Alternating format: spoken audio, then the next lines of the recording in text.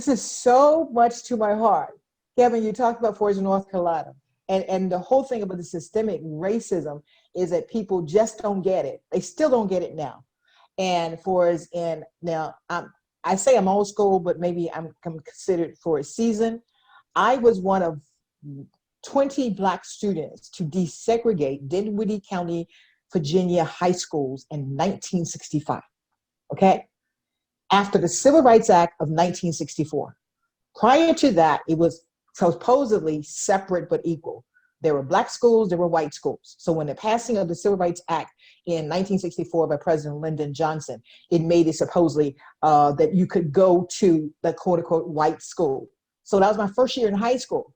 And the whole idea that I saw there's such a difference, and why I chose to go along with 19 other students was the fact of what they were offering there versus the Black school. The Black school was supposed to be equal. It was nothing equal about it. So it's the whole thing of going into basically danger, but going for the best education. So the 20 of us, if you want to think about for us and staying together as a village, we really had to strategize on how we really position ourselves to go through the halls of the school. Because if we didn't stick together, and one of our team members really found that out when they were beat in the cafeteria because he got his schedule off. Because they always will attack for is that lone one with that. But we were simply there because we deserved to be there. And our parents paid taxes in this county just like anyone else. But I went specifically before, that's the best education, so I'm going for it. So many people have laid down their lives in the Civil Rights Act just for the right to have the vote and everything else. Because I'm in that same generation of seeing my parents pay quote unquote poll tax in order to vote.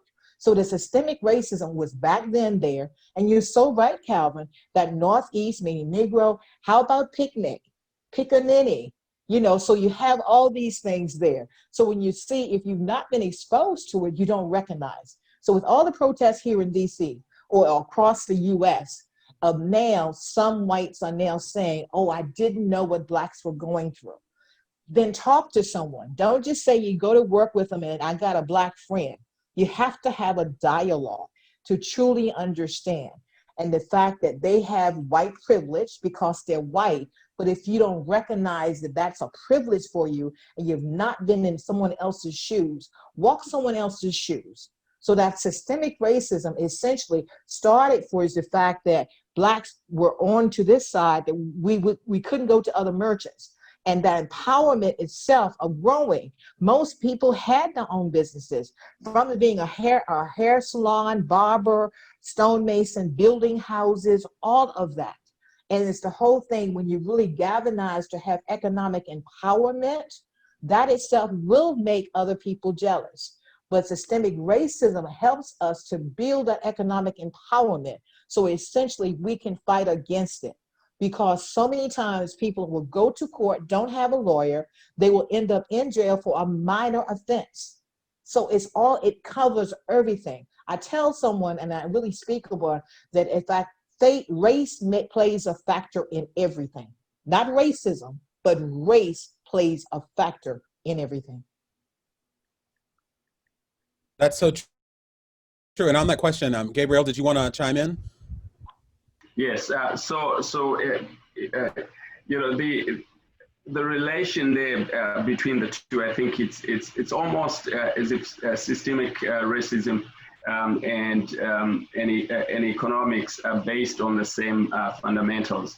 I mean, systemic racism is almost always based on economics, education, and entrepreneurship to a certain extent. So usually laws and regulations as well as practices are set up.